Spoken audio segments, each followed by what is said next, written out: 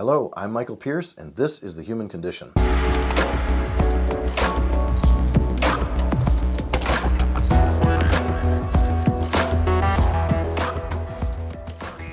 In this video, I'm talking to the parents, teachers, and grandparents and caretakers, aunts and uncles of children, not necessarily to the children right now. There will be another series where we talk directly to children.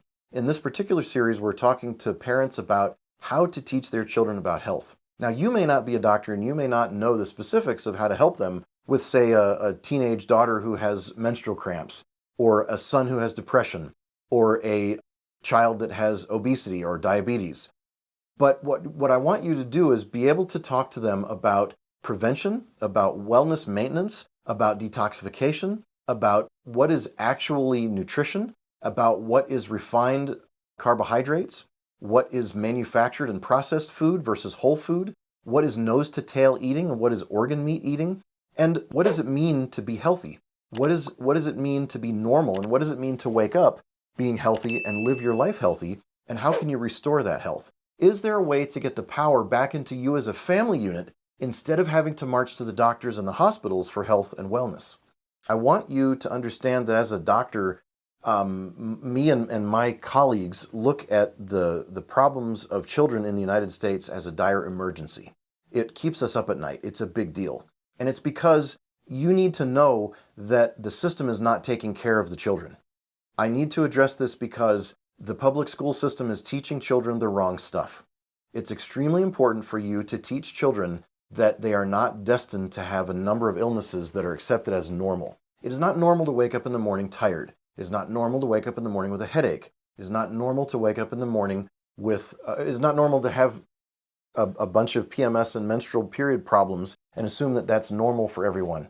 As children grow and they mature and they reach puberty and they go through, the girls go through having periods, they need to be educated that if their health is balanced, their nutrition is balanced, their stress is dealt with, that they should not be expecting PMS and all kinds of problems with their period. They should basically be unaware that they're having a period or a problem until the period begins and they begin to bleed, and they also might have a bit of a twang of pain of the ovary during ovulation. So that would be 2 weeks before the menstrual cycle begins. They might have a feeling of ovulation. They might also have, of course, a little bit of feeling that their period is coming. But they shouldn't have necessarily cramps, headaches. They shouldn't have memory loss. It's not cast in stone that they should have irritability, that they should have immune problems. Polycystic ovarian syndrome is a condition that is essentially caused by insulin resistance that it has to do with high testosterone that's caused by high carbohydrates. So these poor young girls are getting ill because we are not taking care of them. It is an avoidable illness just like type 2 diabetes, and it means that we need to balance their health. We need to step in and take care of their nutrients. We need to balance their omega-3s to omega-6s. We need to make sure that these young girls have not too much carbohydrates, especially from grains and grain-fed animals. We need to make sure that they get the minerals that they need. We need to make sure that they have stress management and that they get proper alignment of their spine so that they have no interference. It's a chiropractic phenomenon that the Amish and Mennonites would regularly hire chiropractors to come in their communities seasonally to help them with fertility. So they knew that if they would get chiropractic adjustments, they would have more efficient and higher rates of fertility and healthier labor and delivery for the mothers. So this is a tradition that's over 100 years old in chiropractic. So we need to go back to educating our families about nutrition, about chiropractic, about midwifery, about breastfeeding. Breastfeeding is absolutely the best way to feed a child. Now, if a woman can't breastfeed, I'm not here to tell her that she is subhuman or that she is to be criticized. And, clearly, there's other things that can be done. In the past, we used wet nursing, where another woman would nurse the child for the woman for the mother, the biological mother who can't nurse because of some disease or illness. But by far, most of the causes of mothers who have difficulty nursing could be helped by doulas, by midwives, by La Leche League. I mean, I grew up in a family with La Leche League. So it's very important to understand that these issues can be helped with communal involvement, with groups of people getting together, women getting together and talking and teaching each other how to do these things. These are lost arts, and they're not that difficult. So Don't make the first assumption that, oh, I can't make milk, I can't feed my baby, I need to go on formula. Talk to somebody that's not just a doctor, because the pediatricians and the medical profession are not there to help a woman learn how to nurse.